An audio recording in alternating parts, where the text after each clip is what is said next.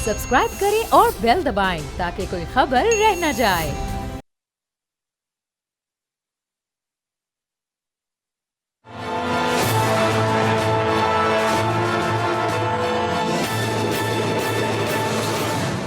अस्सलाम वालेकुम, मैं हूं अरबाब जहांगीर। आप देख रहे हैं तज्जिया का ईद स्पेशल प्रोग्राम। तमाम देखने वालों को ईद की बहुत बहुत मुबारकबाद। और ईद के इस ख़ास और पुरमसरत मौके पर हम ख़ास मेहमानों की आपसे मुलाकात करवाते हैं जो कि अपने अपने शोबों में पाकिस्तान के लिए बड़े कारनामे अंजाम दे चुके होते हैं। पाकिस्तान के कई ऐसे सियासतदान हैं जिन्होंने बड़ी कंस्ट्रक्टिव सियासत की है, जो जब हुकूमत में हुए तो उन्होंने आवाम की फलाह बहबूद के लिए काम किया, और जब वो अपोजिशन का पार्ट होते हैं तो फिर हुकूमत पर बड़ी कंस्ट्रक्टिव तनकीद करते हैं, इस्लाही तनकीद करते हैं, जिसकी आज के दौर में हमें बड़ी कमी नज़र आती है। तो उन्हीं में से पाकिस्तान के एक सीनियर तरीन सियासतदान और पाकिस्तान पीपल्स पार्टी के सीनियर रहनुमा चौधरी मंजूर साहब हमारे साथ इस ईद के पुरमसरत मौके पर मौजूद हैं। चौधरी साहब अस्सलाम वालेकुम, बहुत शुक्रिया आपने ईद के लिए वक्त निकाला। ईद की बहुत बहुत मुबारकबाद।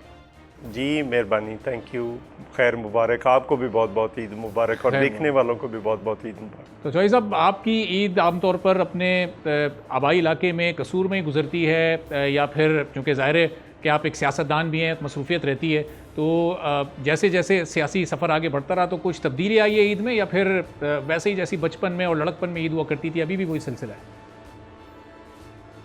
नहीं, लाजमी बात है, वो जो ईद का वो सिलसिला तो नहीं होता। पहले आप ईदी लेने वालों में से होते हैं, फिर आप देने वालों में से हो जाते हैं, और जैसे जैसे ज़िम्मेदारियाँ बढ़ती हैं वैसे वैसे आपको वो इश्यूज़ भी आते हैं, मसाइल भी आते हैं। लेकिन मेरी ईद जो है पैटर्न वही है जो हमारी वालदा मरूमा के दौर में से था। हम अपने गांव जाकर, मैं कसूर शहर में रहता हूं, मेरी फैमिली, मेरी रिहाइश, लेकिन हमारी ईद जो होती है वो सारी फैमिली हम इकट्ठे होते हैं, सारे भाई भी, फिर बहन एक तो मेरी कनाडा में है, दूसरे इधर आ जाते हैं, साथ ही गांव में है, तो हम पिछले टाइम हो जाते हैं, वो अपने अपने घरों में, लेकिन हम सारे भाई जो हैं वो इकट्ठे होते हैं अपने आबाई गांव के अंदर, वहाँ पे मैं ईद करता हूँ। ये मेरी ट्रेडिशन है। कहीं ऐसा ना हो जाए कि किसी जगह पे कभी कोई जाना पड़ जाए तो फिर अलग बात है, वरना यही रूटीन है। सही। तो चौधरी साहब, ये ईदी वाली ईद तो है नहीं, वरना हम भी बड़े होने के नाते आपसे ईदी का तकाजा करते हैं। तो गोश्त वाली ईद है, तो अब ये बताइएगा कि कुर्बानी का सिलसिला बचपन से शौक़ था, बचपन में क्या हुआ करता था? तो बकरे दुम्बे आपने भी घुमाए जिस तरह आज बच्चों को शौक़ हुआ करता है, और फिर वो सिलसिला अब यहाँ तक पहुँचा है, तो कौन से जानवर की कुर्बानी करके फ़रीज़ा अंजाम देते हैं? नहीं, देखिए, मुझे कभी भी ये इस तरह से शौक़ नहीं रहा। गो हम खुद भी ज़िम्मेदार हैं और वहाँ पे हमारे यहाँ खुद भी पाले जाते हैं जानवर, लेकिन मुझे कभी इस तरह से वो शौक़ नहीं रहा कि उनको घुमाऊँ, और उनके बाकी भाई करते हैं। मैं तो जाता हूँ तो बाकी जो है वो सारा कुछ हो रहा होता है। हमारे यहाँ को 3 दिन करते हैं कुर्बानी, और मुख्तलिफ़ चीज़ें होती हैं, बकरे भी होते हैं, बड़े जानवर भी होते हैं, तो वो चलता रहता है, और वो सारा दिन वो चलता रहता है सिलसिला। वो ज़िबा करते हैं, फिर तकसीम करते हैं, वो सारा दिन चलता है, 3 दिन बल्कि चलता है। कुर्बानी की जो एक रूह होती है, एक फ़लसफ़ा होता है, जैसे जैसे दौर आगे गुजर रहा है, जदीद होता जा रहा है, तो हम उस रूह से भी दूर होते जा रहे हैं, उस फ़लसफ़े को भी लोग भुलाते जा रहे हैं। अब हम देखते हैं कि कैमरों के सामने मुख्तलिफ़ वीडियोज़, और वो एक कमर्शलिज़म का दौर हो गया है। तो ये जो कुर्बानी का असल फ़लसफ़ा, असल रूह है, वो अभी भी आपके इलाके में वहाँ पर वो मौजूद है कि गोश्त हक़दारों तक ही पहुँचाना है, वो ज़रूरतमंदों तक ही पहुँचाना है, जानवर के साथ कोई टिकटॉक्स नहीं बनाने बल्कि उसकी खिदमत करनी है? नहीं, वही होता है। मैंने आपको कहा कि कुछ जानवर तो हमारे अपने पाले होते हैं, वहाँ पे हमारे जो ज़मीन है वहाँ पे, और कुछ भाई जो हैं वो ख़रीद कर भी लाते हैं। ये डिपेंड करता है कि हमारे अपने पास कितने और कितने ख़रीद कर लाने हैं। लेकिन उसमें देखें, ये टिकटॉक बच्चों का शौक़ है, किस हद तक वो करते हैं, किस हद तक नहीं करते। लेकिन बहरहाल एक इसका जो फ़लसफ़ा था एक कुर्बानी देने का, अगर कहीं कोई कुर्बानी देने का अपने मकसद के लिए, अपने नज़रिए के लिए, अपनी सोच के लिए, अपनी फ़िक्र के लिए, जो भी है आपका, अगर उसके लिए किसी अज़ीज़ से अज़ीज़ तर की कुर्बानी भी देनी पड़े तो आप उससे गुरेज़ ना करें। तो यही इसका एक फ़लसफ़ा है। हमारे सामने बहुत सारी मिसालें हैं कि ऐसे लोगों ने, बहुत सारी तारीख़ के अंदर बहुत सारे लोगों ने बहुत सारी कुर्बानियाँ दी। तो ये एक फ़लसफ़ा है जो मेरा ख़्याल है भूलता चला जा रहा है। अब तो ज़्यादातर फोकस इसी पे है। बाकी रही बात, वो डेफिनेटली हमारे यहाँ भी बाकी जगहों पे भी होता होगा कि उसके जो बचपन से हम सुनते आए हैं, उसी पे अमल दरामद, उसी ट्रेडिशन पे कि 3 हिस्से होते हैं, तकसीम कर दिया जाता है फिर वो अजीज़ो अकरबा को, लेकिन हमारे यहाँ ज़्यादातर तकसीम कर दिया जाता है। और शेख साहब, जो हल्के के अवाम होते हैं उन्हें बड़ा शौक़ होता है, उन्हें दिलचस्पी होती है कि उनके हल्के का MNA MPA या जो सियासतदान है, जो भी जिम्मेदार है उनके हल्के का, वो क्या कुर्बानी करता है। तो पिछले साल आपने क्या कुर्बानी की, इस साल आपने कौन से जानवर और कितनी तादाद में कुर्बान किए, ज़रा लोगों की दिलचस्पी के लिए। नहीं देखिए, मैं इसको ना मैं गुजारिश करूँगा, मैं इसको नुमाइश के तौर पर नहीं पेश करना चाहता। बहुत अच्छी बात है। जो भी है वो हमारे यहाँ जो है वो कुर्बानी होती है, मैंने आपको बताया 3 दिन चलती है, तो वो चलती रहती है। और मेरी तो बस लोगों से मिलने मिलाने में लोग आ जाते हैं, फिर वो गांव जाता हूं तो वहाँ पे दोस्त आ जाते हैं, या अपनी अपनी कुर्बानी में, कुर्बानी वाले दिन तो ख़ास कर हर कोई अपने घर में मसरूफ़ होता है वहाँ पे भी, तो वो फिर मिलने मिलाने का, कोई आ गए, कोई दोस्त आ गए, कोई खाना, फैमिली इकट्ठे मिलकर हम बड़ी मुद्दत के बाद मिलते हैं, इस तरह से कि बच्चे भी हों, हम भी सारे हों, तो वो ऐसा होता है। मेरी एक बहन और एक भाई जो छोटा है वो कनाडा में है, बाकी हम यहाँ पे सारे इकट्ठे होते हैं। तो साहब ये तो अभी ज़्यादा ये तो अभी की मौजूदा दौर की बात है कि अभी ये मसरूफियत हो गई। ज़रा कोई 30 35 40 साल पीछे अगर आपको ले जाएं तो वो उस वक्त की ईद की क्या याद है आपके जहन में, उस वक्त क्या हुआ करता था? नहीं, उसमें उस वक्त ये होता था कि नए कपड़े बनाने हैं, फिर वो दोस्तों के साथ मिलकर जाना है, और मुख्तलिफ प्रोग्राम बनते होते थे। फिर वो जैसे जैसे आगे जिम्मेदारियां बढ़ती गईं, तरजीहात भी बढ़ती गईं, फिर ये सिलसिला चलता रहा। सही। और फिर ज़ाहिर है जैसे जैसे आगे आपका सियासी सफ़र शुरू हुआ तो उस एतबार से फिर वो मसरूफियात बढ़ती गई, तो ये कुछ ऐसी ईदें भी गुजरी होंगी कि जो आपने अपने इलाके से बाहर, शहर से बाहर या मुल्क से बाहर गुजारी हों? मेरा ख्याल है शायद कोई चंद की बात ही है।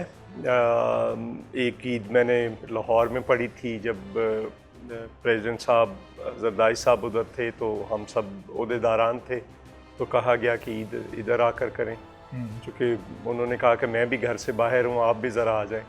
तो वो ईद मुझे याद है। एक ईद मुझे याद है, जब आपको याद होगा ये 5 अगस्त वाला इंसिडेंट हुआ था, तो हम यहाँ पे रुके थे इस्लामाबाद के अंदर, बिलावल साहब ईद पर जी 19 वाली। तो वो है, इस तरह से चंद हैं।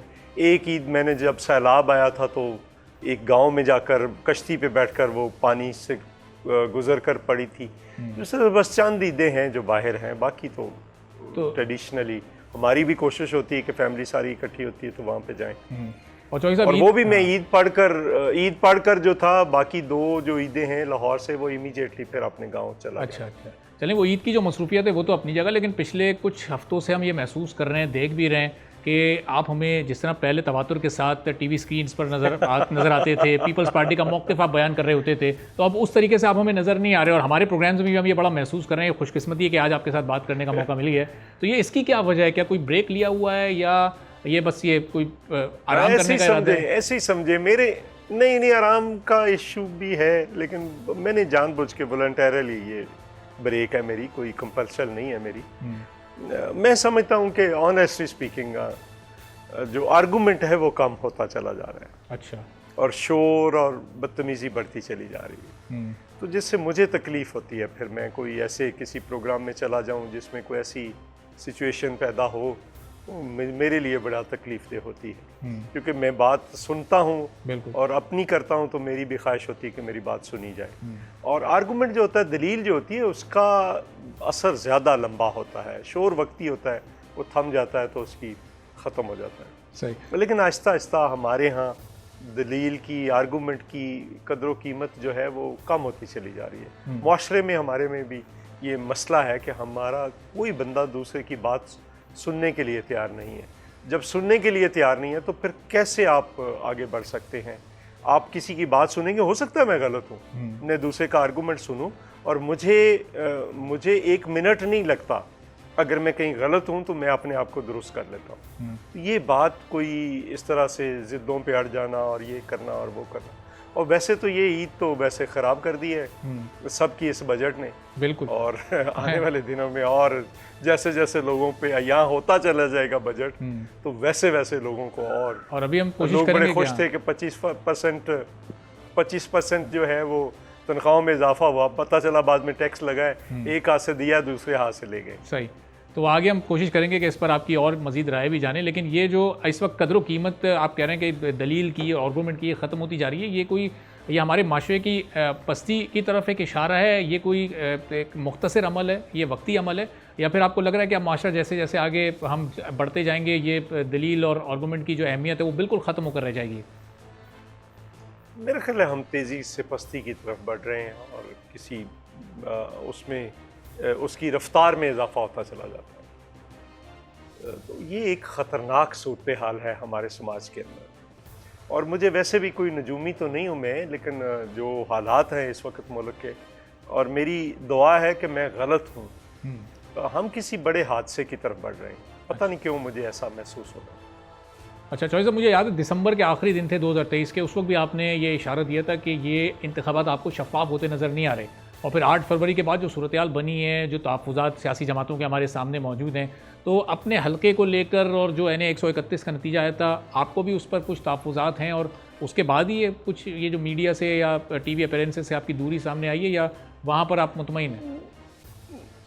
नहीं, मैं उससे पहले भी काफ़ी तकरीबन जो PDM की गवर्नमेंट थी उसमें मैंने फ़ैसला किया था कि मैं नहीं जाऊंगा, तो मुझसे नहीं डिफेंड हो पा रहा जो इस वक्त की सूरत हाल है। गो मैं अपनी बात करता हूँ, अपनी दलील से अपनी बात रखता हूँ, अपना मौक़िफ़ रखता हूँ। ज़रूरी नहीं है मैं समटाइम्स मेरा हुकूमतों क्या अपनी पार्टी से भी मुख्तलिफ नुक्ता नज़र में रख लेता हूँ, और ये रखना भी चाहिए, क्यों नहीं रखना चाहिए। दूसरी बात ये है कि मैंने 2002 से मैं ख़ुद इलेक्शन लड़ रहा हूँ, उससे पहले भी इलेक्शंस लड़ता रहा हूँ, सारे इंतज़ामात और सब कुछ इलेक्शन की कैंपेन से लेकर सब कुछ करता रहा। मैंने इतना बुरा इलेक्शन कभी नहीं देखा, अपनी ज़िंदगी में कभी नहीं देखा। मतलब मेरे ख़िलाफ़ अभी तक हमारे जो लोग हैं वो पुलिस केसेस भुगत रहे हैं, इस तरह से कभी नहीं हुआ। इवन जनरल मुशर्रफ के दौर में नहीं कभी हुआ कि इस तरह से ये चीज़ें की जाएं, और हमारे जैसे लोगों के साथ की जाए जो बिल्कुल एक साफ़ सुथरी सियासत करने वाले लोग हैं। तो अगर ऐसा किया जाएगा, 780A के पर्चे, अगवा के पर्चे, लोगों को उठा लेना, लोगों के खिलाफ झूठी FIRs और पता नहीं क्या क्या, फिर उसके ख़िलाफ़ तो खैर मैंने जुलूस भी निकाला, और मैंने आफ्टर द इलेक्शंस भी नहीं रुक पा रहे थे, तो फिर खैर हायर लेवल से मुदाखलत हुई और रुके, तो हमने कुछ धरना वरना भी दिया था। तो ये मैंने इतना बुरा इलेक्शन कभी नहीं देखा। जबकि चौधरी साहब आपकी ही वो जमात है कि जिसकी सपोर्ट से, जिसके वोट से इस वक्त ये हुकूमत कायम है। अगर ज़ाहिर है पीपल्स पार्टी की सपोर्ट ना होती तो मुमकिन ही नहीं है नून लीग के लिए कि वो इख्तिदार में आ पाती उन हालात में। ये बात दुरुस्त है, ये बात दुरुस्त है, लेकिन हमने दरवाजे खोले थे जब हमारी इलेक्शन के फौरी बाद CEC की मीटिंग हुई थी, तो हमने दरवाजे खोले थे, लेकिन वो जो था सारा कुछ, उसमें खान साहब ने वो दरवाज़ा अपना बंद कर लिया, तो उसका नतीजा फिर लाजमी तौर पर यही था। 3 रास्ते थे, एक PTI के साथ मिलकर हुकूमत बनाई जाती, एक नून लीग के साथ, या फिर नए फ्रेश इलेक्शंस होते, तो उसके लिए मेरे समेत कोई भी तैयार नहीं था। सही। तो चौधरी साहब, ये इस वक्त इन हालात में जिससे हम गुजर रहे हैं, माशी मझधार में भी फंसे हुए हैं, इस वक्त सियासी अदम इस्तेहकाम भी मौजूद है, पाकिस्तान का सबसे बड़ा मसला इस वक्त आपकी नज़र में, चूँकि आप पिछले 20-25 साल से आपका एक बड़ा सियासी तजुर्बा है, बहुत करीब से आपने चीज़ों को देखा है, सबसे बड़ा मसला पाकिस्तान का बुनियादी तौर पर है क्या? सो देखिए, सबसे बड़ा मसला जो इस वक्त कई मसाइल हैं, लेकिन मेन मसला जो है वो ये है कि किसी लेवल पे एक तो कंसल्टेशन कोई नहीं है, दूसरा इस मुल्क के अवाम जो है उनकी आवाज़ कोई नहीं है। अगर आवाज़ हो, उसको सुना जाए, तो शायद बहुत सारे मसले जो हैं उनसे हुकूमतें रुक जाएं, दूसरे इदारे रुक जाएं। जो मेरी नज़र में इस वक्त जो प्रॉब्लम है, सबसे बड़ा इशू जो है सबसे बड़ा, वो ये है कि इदारे आपस में बाहम दस्तो गिरेबां हैं, और ना सिर्फ इदारे आपस में बल्कि इदारों के अंदर भी प्रॉब्लम है। ये एक ख़तरनाक सूरत हाल है जो इससे पहले पाकिस्तान ने कभी नहीं देखी। सही। और चौधरी साहब, ये जो सियासी अदम इस्तेहकाम है इस वक्त, एक सियासी बहरान की कैफियत है, फिर ये भी इसी से नथी है, चूँकि कभी ज़ाहिर इदारों को के करीब कोई जमात होती है, कभी कोई दूसरी जमात होती है, तो जब कोई जमात उनकी एक पसंदीदा लिस्ट से निकल जाती है तो फिर वो सामने आ जाती है, फिर वो एक मुज़ाहमत का इस्तिआरा बनने की कोशिश करती है। ये भी इशू है, लेकिन विद इन भी प्रॉब्लम है इंस्टीट्यूशंस। आप किसी इदारे को उठाकर देख लें आप, और दूसरा अलमिया क्या है कि कोई इदारा अपना रोल प्ले नहीं कर रहा, जो उसका काम है वो नहीं कर रहा, दूसरे की डोमेन में जाकर मुदाखलत कर रहा है। तो ये भी इशू है, और जब तक इन चीज़ों को ठीक नहीं करते आप, हम किसी मुस्बत साइड पे नहीं जाएंगे, बल्कि हर दिन जो है वो खराबी की तरफ बढ़ते चले जाएंगे, और जो हो रहा है आपके सामने हो रहा है। तो ऐसे दौर में बस तो फिर पार्लियामेंट अपना रोल नहीं प्ले कर रही, सुप्रीम कोर्ट अपना नहीं, एस्टेब्लिशमेंट अपना रोल नहीं, इलेक्शन कमीशन अपना रोल नहीं प्ले कर रहा। कौन है जो अपना रोल प्ले कर रहा है? वो कोई भी नहीं कर रहा। और चौधरी साहब, तो क्या ये अलमिया सियासतदान अपना रोल प्ले कर रहे हैं? उनकी क्या जिम्मेदारी है इन हालात में? चूंकि ज़ाहिर है हुकूमत सियासतदानों ने ही चलानी होती है और उन्होंने इन तमाम इदारों को ऑन बोर्ड लेकर और एक टेबल पर बिठाना है, तो क्या एक सियासतदान और हुकूमत अपना रोल प्ले कर रही है इस सूरत हाल में? नहीं, देखिए, सियासतदान से मुराद आप क्या लेते हैं? सियासतदान वो हैं जो प्रॉक्सीज हैं, सियासतदान वो हैं जो जेन्युइन हैं, कारकुन हैं। और इस अलमिया इस वक्त ये है कि जो जेन्युइन पॉलिटिकल फोर्सेस हैं और जो जेन्युइन पॉलिटिकल वर्कर हैं वो आहिस्ता आहिस्ता वॉश आउट होते चले जा रहे हैं। ना उनके पास इतने पैसे हैं कि वो इलेक्शन लड़ सके आने वाले दिनों में, और आहिस्ता आहिस्ता वो कमर्शलिज्म जो है पॉलिटिक्स के अंदर वो भी आ रहा है, और उनका कोई ना कोई सोच है, ना फिक्र है, ना नुक्ता नज़र है, बस जीतना है, हर कीमत पे जीत कर आना है और फिर अपने चीज़ें करनी है। कोई सीरियसनेस नहीं है। और ये है प्रॉब्लम कि आप कितने लोगों को, आहिस्ता आहिस्ता लोगों की तादाद बढ़ती चली जा रही है कि जो प्रॉक्सीज हैं वो बढ़ते चले जा रहे हैं। लेकिन चौधरी साहब, ये इक़्तिदार की जो जगह, ये सिर्फ क्या जो मुल्क की 3 बड़ी सियासी जमातें हैं इनकी आप तरजीहात बता रहे हैं, या इसमें किसी पार्टी को, अपनी पार्टी को आप फिर माइनस भी करेंगे? क्योंकि हमने देखा कि पीपल्स पार्टी ने पहले पीटीआई की तरफ भी हाथ बढ़ाया कि आप आएँ और हुकूमत बनाएं, हम आपके साथ हैं। फिर आप ही लोगों की वजह से इस वक्त ये सिस्टम आगे चल रहा है जो नून लीग हुकूमत बना सकी है। तो ये इस वक्त इक़्तिदार की जो जंग है वो पीटीआई और नून लीग के दरमियान है, या किसी ना किसी तौर पर पीपल्स पार्टी भी इसका हिस्सा है? नहीं, देखिए ना, पीपल्स पार्टी ने तो बड़ा वाज़ेह तौर पर कहा कि हमें मेजॉरिटी नहीं मिली, और हम जो है इस मेजॉरिटी की वजह से, ना मिलने की वजह से हम हुकूमत खुद नहीं बनाते। पहले पीटीआई को कहा कि आपने मेजॉरिटी लिया, हुकूमत बनाए, फिर नून लीग को कहा। तो अब नून लीग के साथ जो हमारा मुआहदा था वो उस पर इम्प्लीमेंटेशन नहीं हो रहा, कहीं भी नहीं हो रहा, और वैसे की वैसे सारी सूरत हाल है जिसकी वजह से ये अभी प्रॉब्लम सामने आया है। और इसको कुछ लोग पता नहीं क्या कह रहे हैं, कोई ब्लैकमेलिंग कह रहे हैं, कोई कुछ कह रहे हैं, तो वो उनसे कोई नहीं पूछ रहा कि आपने क्या इनसे बातें की थी, क्या मुआहदा किया था, उस पर अमल दरामद क्यों नहीं हो रहा।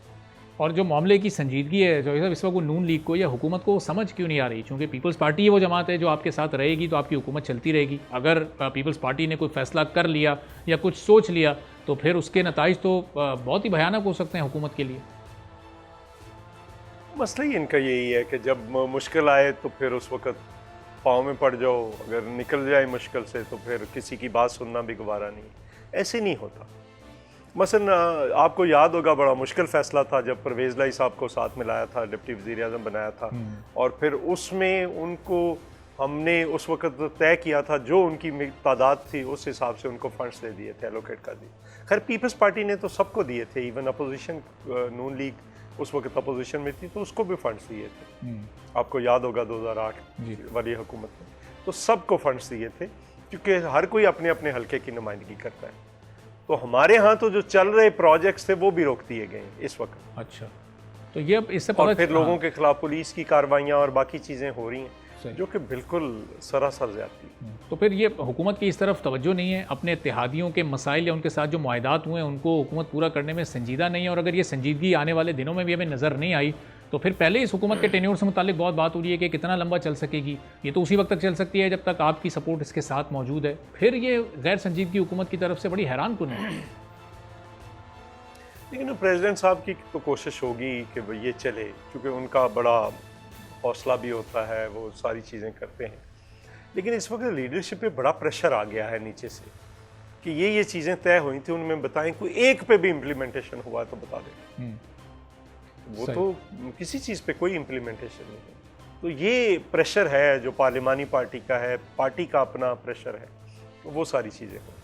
ठीक है, चलें गुफ्तगू हम ज़रा सियासी तरफ ले गए। चौधरी साहब एक छोटा सा ब्रेक लेते हैं ताकि ब्रेक के बाद ज़रा वापस आएँ। तो फिर जो चूँकि इस ईद पर हम देखते हैं कि तरह तरह के पकवान भी तैयार होते हैं, खूब खाना पीना भी होता है, तो ज़रा चौधरी मंजूर साहब किस तरह से इन तमाम चीज़ों का एहतमाम करते हैं? कोई यारों दोस्तों के साथ बैठकें लगती हैं, उसमें क्या कुछ तैयार होता है, कौन कौन सी चीज़ें शौक़ से खाते हैं और कौन कौन सी चीज़ें दोस्तों को शौक़ से खिलाते भी हैं? एक ब्रेक के बाद वापस आते हैं तो ज़रा ईद पर ही गुफ्तगू कुछ मज़ीद करेंगे।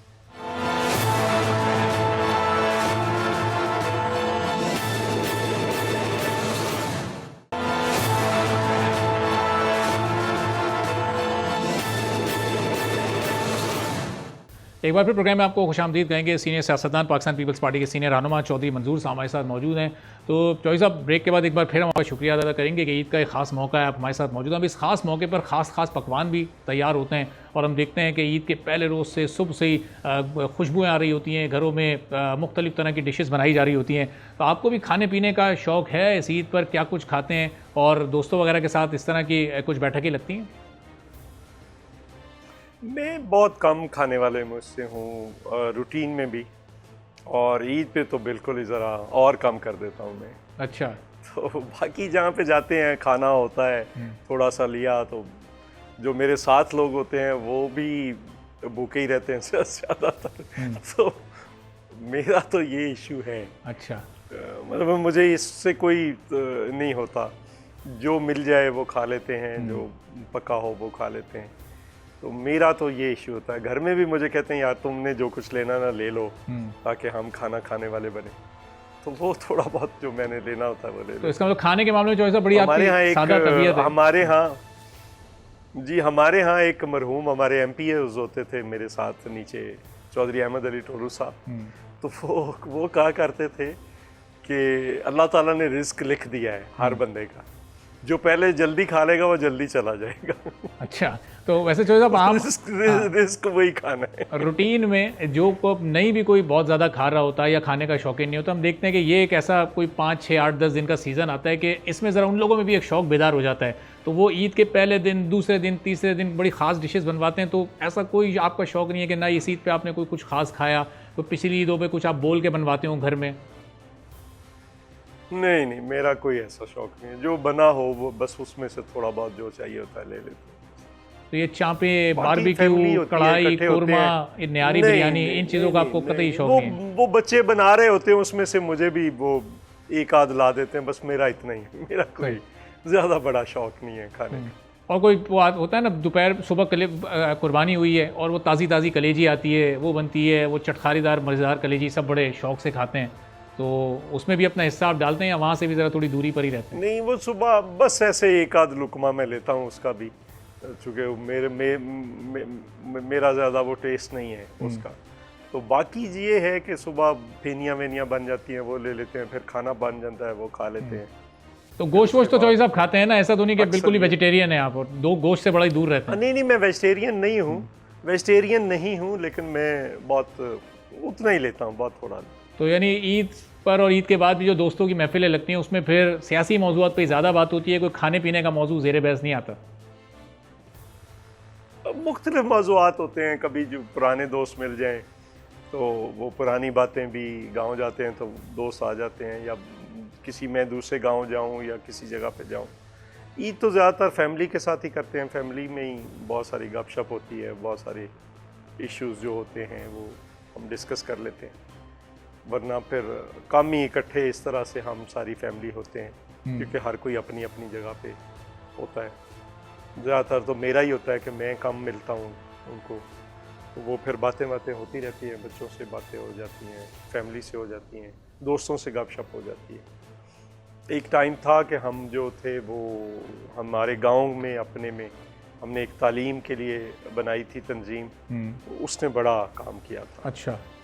तो अभी काफ़ी बच्चे पढ़े हैं हमारे गांव के अंदर भी, काफ़ी बच्चों ने तालीम हासिल की है। और इस तरह से तो मेरी ख्वाहिश है और कोशिश होती है कि कोई तालीम के इशू पे किसी का कोई इशू है तो मैं सबसे पहले उसकी मदद करता हूँ। सही। तो चौधरी साहब, हम देखते हैं कि हमारे यहाँ सबसे ज़्यादा जो रिजेक्टेड 2 शोबे हैं जिन पर सबसे कम तवज्जो होती है बजट के एतबार से भी, वो ये तालीम और सेहत के ही हैं। अभी भी हमने देखा कोई 45 अरब तालीम को, कोई 69 अरब बजट को दिया गया पूरे साल के लिए। तो ये आप बड़ा ज़ाहिर लोगों की दुआएं भी ले रहे हैं। तो इससे मुतालिक अगर थोड़ी सी और इस पर रोशनी डालें कि ये तंजीम क्या कुछ स्कूल्स वगैरह काम बनाती है या शुरू करती है, या किस तरह से तालीम का जेवर आप दे रहे हैं? स्कूल नहीं है, स्कूल नहीं था। हम ऐसे लड़कों को, बच्चों को मदद करते रहे जो बिल्कुल जिनकी फाइनेंशियल सूरत हाल बेहतर नहीं थी। तो फिर उसके अलावा ये था कि अभी भी देखें, मसला ये है कि बुनियादी तौर पर तो ये शोबा सूबों के पास है। तो मरकज़ के अंदर तो इस्लामाबाद की हद तक उन्होंने ख़र्च करना होता है। सूबे ज़्यादा एलोकेशन करते हैं इस पे, सूबों का सबसे ज़्यादा फंड भी इसमें जाता है। लेकिन फिर भी हम उस स्टैंडर्ड पे नहीं हैं जो इवन WHO भी कहता है कि आप तालीम पे इतना खर्च करें, सेहत पे इतना। हम उससे भी पीछे खड़े हैं, बहुत पीछे खड़े हैं। बुनियादी तौर पर ये दोनों चीज़ें ये रियासत का काम है, और यहाँ पे जो प्राइवेट लोग हैं वो इसलिए इदारे बन रहे हैं कि रियासत अपना रोल नहीं प्ले कर रही तालीम और सेहत देने के अंदर, जिसका नतीजा है कि प्राइवेट हॉस्पिटल्स, प्राइवेट स्कूल्स बढ़ते ही चले जा रहे हैं, उनकी फ़ीसें बढ़ती चली जा रही। इवन सरकारी स्कूलों की फ़ीसें और कॉलेजेस की, यूनिवर्सिटीज़ की फ़ीसें इतनी हो गई हैं कि एक गरीब आदमी नहीं सोच सकता कि वो पढ़ ले। तो ये एक अलमिया है। जब हम पढ़ते थे, सरकारी स्कूलों में पढ़े हैं, कॉलेजेस में पढ़े हैं, तो उस वक्त फ़ीसें ना होने के बराबर होती थी। गवर्नमेंट कॉलेज लाहौर जो पाकिस्तान का सबसे अच्छा इदारा था, उसकी उस वक्त ट्यूशन फ़ीस 1600 रुपये साल की होती थी। तो जाहिर अब तो ख्वाब भी हो सकता है। सरकारी स्कूल्स का या जो हॉस्पिटल्स था उनका मेयार क्या जानते बूझते हुए इसलिए गिराया कि पैरेलल एक इंडस्ट्री खड़ी की जा सके, प्राइवेट स्कूल्स एक, क्योंकि वो तो एक बिज़नेस की शक्ल इख्तियार कर चुके हैं ना, भारी फीसें, तरह तरह के और हिडन चार्जेस जो कि लोगों से लिए जाते हैं जिनकी इनकम है नहीं है, वो उसको अफोर्ड कर सकते हैं नहीं कर सकते। तो ये क्या एक कोई प्रॉपर प्लानिंग के तहत इस इंडस्ट्री को खड़ा किया गया? जी बिल्कुल, सिर्फ इस इंडस्ट्री को ही नहीं, एक पूरी प्रॉपर प्लानिंग के तहत रियासत को आहिस्ता आहिस्ता पूरे समाज से बाहर निकाला जा रहा है। और उसका नतीजा क्या निकल रहा है? मसलन पहले अगर आप देखें कितने स्कूल कॉलेजेस थे और उनके स्टैंडर्ड्स क्या थे, फिर उसके बाद अगर आप देखें हॉस्पिटल्स के अंदर अच्छा इलाज होता था, आज नहीं है, चूँकि सब ज़्यादातर डॉक्टर्स ने अपने हॉस्पिटल्स बनाए हैं। और फिर अगर आप देखें तो ये जो प्राइवेटाइजेशन का अमल शुरू किया गया, इससे जो महंगाई और जो तूफ़ान आया वो भी एक देखने के काबिल है। अगर आप देखें, गौर करें ज़रा कि किस तरह से चीज़ें ख़राब की गई। सीमेंट मिलें जब प्राइवेटाइज़ की गई तो सीमेंट की क्या कीमत थी, शुगर मिलें प्राइवेटाइज़ की गई तो शुगर की क्या कीमत थी उस वक़्त, घी मिलें प्राइवेटाइज़ की गई, क्या नहीं प्राइवेटाइज़ किया गया, क्या नहीं बेचा गया। तो गवर्नमेंट के पास अपना एक स्टॉक होता था, गवर्नमेंट छोड़ देती थी जब कोई ये कार्टल्स बनाते थे। अब तो कार्टलाइजेशन होगी, मर्जी है उनकी क्या करना है, किसने क्या नहीं करना। और चौधरी साहब, ये प्राइवेटाइजेशन की अभी आपने बात की, तो ये सिलसिला तो अभी फिर ये ईद के बाद, छुट्टियों के बाद दोबारा से शुरू होना है। अभी PIA को प्राइवेटाइज़ करने की बात हुकूमत कर चुकी है, कंपनीज़ आ रही हैं, स्टील मिल की बात हो रही है, फिर मुख्तलिफ IPPs हैं, फिर और कुछ इदारे हैं। तो ये सिलसिला जब अभी शुरू होगा, तो हम देख रहे थे ईद से पहले हुकूमत और पीपल्स पार्टी के ताल्लुकात कुछ बेहतर नहीं थे, तो आगे तो कुछ और तलखियाँ और कशीदगियाँ में बढ़ती हुई फिर नज़र आएगी इस तनाजुर में। जी बिल्कुल बिल्कुल। देखिए ना, इन्होंने 272 अरब का टोटल उसकी एसेट्स की वैल्यू लगाई है PIA की। आपकी 25 मुल्कों के अंदर जायदाद है। जनरल मुशर्रफ के दौर में सिर्फ रूजवेल्ट होटल जो था उसका $1 अरब उस वक़्त तखमीना लगा। अब तो वहाँ पे और महंगी हो गई है प्रॉपर्टी जो है। आप होटल को छोड़ें, सिर्फ अगर आप उस जगह को देखें तो इससे ज़्यादा वैल्यू की है। तो अगर आप $1 अरब उसकी है तो 272 अरब टोटल उसकी वैल्यू लगाना, ये कितनी बड़ी ज़्यादती की बात है। फिर इससे बढ़कर ये है कि आपके पास जो लैंडिंग राइट्स है, 92 लैंडिंग राइट्स है आपकी जो PIA है वो दुनिया के 90 मुकामात पर दुनिया के अंदर, पाकिस्तान के बाहर उतर सकती है और वहाँ से फ्लाई कर सकती है। सही। तो जो बड़ी ज़्यादती होगी। ये प्राइवेटाइजेशन के अलावा इसमें जहाज़ डालें और आज जो कंपनी बनाई गई है उसके एसेट्स और लाइबिलिटीज अलग किए गए हैं, तो ऑपरेशनल प्रॉफिट में है PIA, सही नुकसान में नहीं है इस वक्त भी 14 जहाज़ों के साथ। तो फिर ये इस प्राइवेटाइजेशन की पॉलिसी से हट के क्या हुकूमत के पास मईशत को मजबूत करने के और मौके या प्लान्स नहीं है? मोहम्मद औरंगज़ेब साहब को जब लाया गया था तो हमें लग रहा था कि वो एक टेक्नोक्रेट हैं, रिवायती सियासतदान नहीं है, वो कुछ ऐसे इकदाम उठाएंगे कि पाकिस्तान की इकॉनमी में ग्रो होती नज़र आएगी। लेकिन बजट भी आया, हमने देखा कि सारा का सारा मलबा तनख्वाहदार अफराद पर ऐसे ऐसे टैक्सेस लगाएं कि लोगों को अभी तक समझ ही नहीं आ रही है। प्रॉब्लम ये है कि बैंकर्स, ब्यूरोक्रेट्स और ये जो अकाउंट्स के लोग होते हैं, ये कभी अच्छे इकोनॉमिस्ट नहीं होते।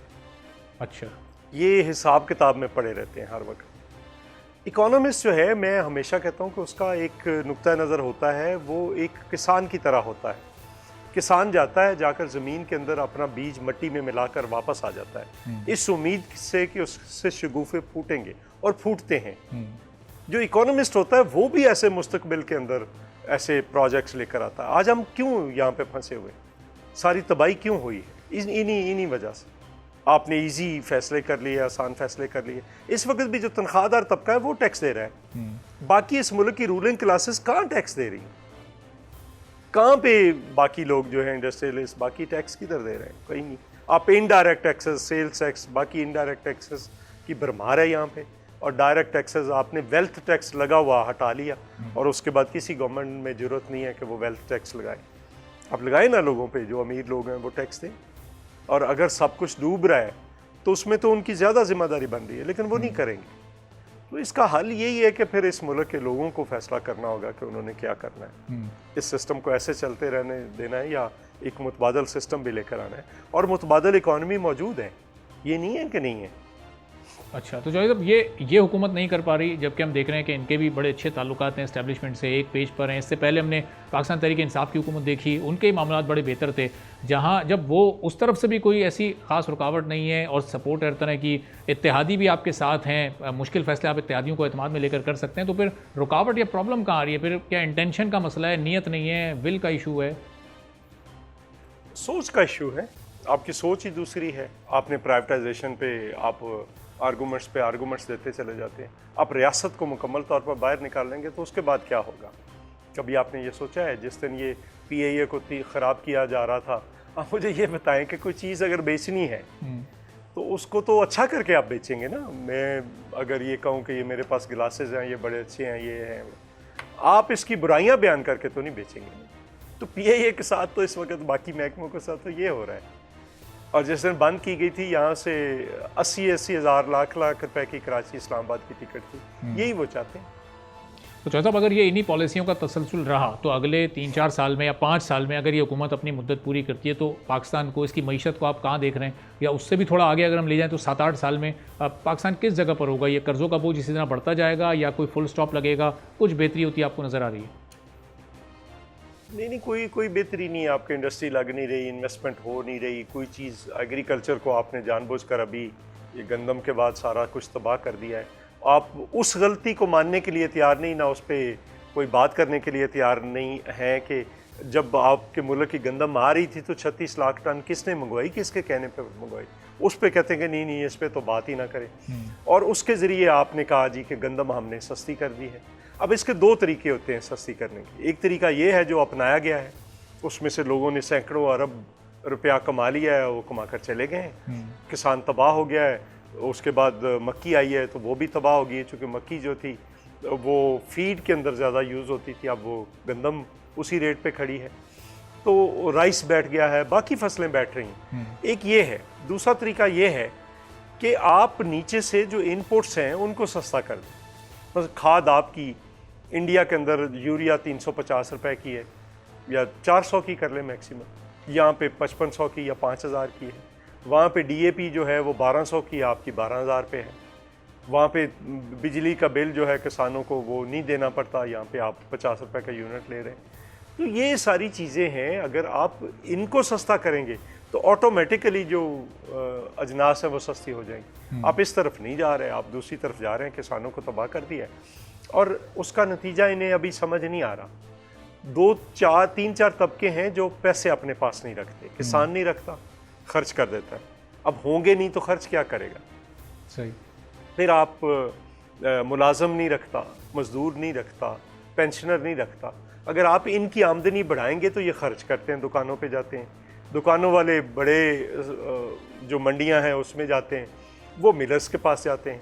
तो आपने सारा साइकिल ही तोड़ दिया है। तो उसका नतीजा क्या होगा? अभी आप खुश हैं, आने वाले दिनों में देखिएगा क्या नतीजा निकलेगा। तो इसका मतलब चौधरी साहब के सोच को तब्दील करना पड़ेगा अगर मुल्क को तरक्की करनी है, मुआशी अशारियों को अगर बेहतर करना है। जी बिल्कुल बिल्कुल बिल्कुल। और इस मुल्क के हुक्मरान तबके को कुर्बानी देनी है, वो बिल्कुल तैयार नहीं है। वो उसी तरह से लल्ले तल्ले कर रहे हैं, उसी तरह से वही सोच है कि ये इदारा मैं ख़रीद लूँ, ये इदारा मैं ले लूँ, इस चीज़ को मैं छूट ले लूँ, गवर्नमेंट से ये ले लूँ, वो ले लूँ, वही उन्हीं चीज़ों में खड़े। और जो एक शाहाना ज़रा एक स्टाइल होता है हुकूमत का, जो तर्ज़ हुकूमत होता है, जिस तरह से एक वज़रा की भी एक फ़ौज है, बड़े महकमे हैं, मुशीर भी बहुत ज़्यादा हैं, फिर उनके अपने भी जो ख़र्चे हैं, जो उनको एक मुराद की मद में बहुत कुछ दिया जा रहा है, उसमें भी आप समझते हैं कि कम से कम एक ऑप्टिक्स की हद तक, दिखाने की हद तक, आवाम को बताने की हद तक एक कोई कमी करनी चाहिए थी ताकि आवाम को एक संजीदगी नज़र आती इस हुकूमत की मौशी पॉलिसी में? ये देखिए, ये चीज़ें भी ज़रूरी हैं, लेकिन ये बेसिक चीज़ें नहीं हैं। आपने देखना है कि आपका पैसे जाते कि 3Ds में हमेशा से कहता हूँ कि 3Ds का बजट होता है। उसमें डेट है, उसमें डिफेंस है और डेफिसिट है। डेफिसिट आपने मांग के पूरा करना है। वहाँ पे आप दोनों जगह पे कोई कर नहीं कुछ सकते, हिम्मत ही नहीं है कुछ करने की। तो फिर ये एक पॉलिसी के तौर पर देखना है। जुल्फ़िकार अली भुट्टो शहीद का जो बुनियादी फ़लसफ़ा था ना, वो यही था कि हमने उस वक़्त जो ये एटमी प्रोग्राम था और उसके बाद इर्रेगुलर फोर्सेस थी। हम भी जब स्टूडेंट थे तो उस वक़्त जानबाज फोर्स की ट्रेनिंग की थी, एनसीसी होती थी। अच्छा। तो उसकी और जानबाज फोर्स, मुजाहिद फोर्स, इस तरह से तो उनका ख्याल था कि हम उसके बाद जो दिफा का बजट है उसको कम कर लेंगे, रेगुलर फोर्सेस को कम कर लेंगे। लेकिन वो उसके रिवर्स हो गया, ज़िया-उल-हक ने आकर उसके रिवर्स कर दिया। तो उसको भी देखना है, डेट को भी देखना। आप डेट पे ही नहीं कर सकते, आपको कम से कम डेट मॉरिटोरियम लेना पड़ेगा या डेट हॉलीडे 20 साल के लिए लेनी पड़ेगी। अच्छा। तो ये जब तक आप 2-3 चीज़ें नहीं करेंगे और सबको टैक्स नेट में नहीं लेकर आएंगे, रियासत अपना रोल नहीं प्ले करेगी, तो कुछ भी नहीं होगा। सही। हर दिन आपका ख़राब, हर बजट पहले से ज़्यादा ख़राब, हर चीज़ आपकी पहले से ज़्यादा ख़राब होती चली जाएगी। तो चौधरी साहब, ये अभी फौरी तौर पर तो ये होता नज़र नहीं आ रहा। अब हम जब बात कर रहे हैं तो 2024 की ईद में हम बात कर रहे हैं, ये 2025 की ईद तक ये हुकूमत चलेगी, अगला बजट ये हुकूमत ला पाएगी नहीं ला पाएगी, उस वक्त तक के कुछ हालात आप फोरकास्ट करें? ये इस हुकूमत के एटीट्यूड पे है। इसने खुद फैसला करना है कि इसने कितना चलना है, किसी दूसरे ने नहीं फैसला करना। पीपल्स पार्टी को मना के चलेगी तो चलती रहेगी और जहाँ वहाँ बिगाड़ पैदा हुआ तो खतरा हो सकता है। नहीं, देखे ना, हमारे आप चीज़ों को डिस्कस ही नहीं कर रहे। पीपल्स पार्टी अगर आपकी इत्तेहादी गो हुकूमत में नहीं है लेकिन इत्तेहाद में बैठी है, तो आप उससे कोई चीज़ शेयर करने के लिए तैयार नहीं है, डिस्कस करने के लिए तैयार नहीं है, तो फिर क्या होगा? सही। आपके इश्यूज हैं, प्राइवेटाइजेशन पे इश्यूज हैं, आपके सूबों को फंड्स एलोकेशन पे इश्यूज हैं, आपके मतलब बेशुमार इश्यूज हैं। मतलब आपने इरसा का चेयरमैन लगाया एक दिन, जब पीपल्स पार्टी ने इतराज़ कर दिया तो अगले दिन आपने वापस ले लिया। यही काम अगर आप डिस्कस करते तो शायद आपको ये हजीमत ना उठाना पड़ती। सही। तो ये एक मिसाल मैंने दी, हर जगह पे यही हो रहा है। और चौधरी साहब, बहुत मुश्किल हालात हैं इस वक्त, ज़ाहिर है लोगों के ईद का एक मौका आता है, लोग खुश हो जाते हैं, मुस्कुरा लेते हैं। मुश्किल तरीन। तो इस ईद के मौके पर पाकिस्तानियों को आखिर में क्या पैगाम देना चाहेंगे आप? मेरा ख्याल है जो ईद कुर्बा है तो कुर्बानी है, लोगों ने और देनी है, सबने दे दी है बजट में कुर्बानी, मुल्क के मेहनत कशों। हाँ, तो और ये और करेंगे, लेकिन इस मुल्क के हुक्मरान तबकात कोई कुर्बानी देने के लिए तैयार नहीं है, उन्हें कुर्बानी देनी पड़ेगी। ठीक है, बड़ी खूबसूरत बात की आपने चौधरी मंजूर साहब, बहुत बहुत शुक्रिया। पाकिस्तान पीपल्स पार्टी के सीनियर रहनुमा चौधरी मंजूर साहब हमारे साथ मौजूद थे, वो गुफ्तगू आपने उनकी सुनी। इसी के साथ आज के प्रोग्राम से इजाज़त दीजिए, अल्लाह हाफ़िज़।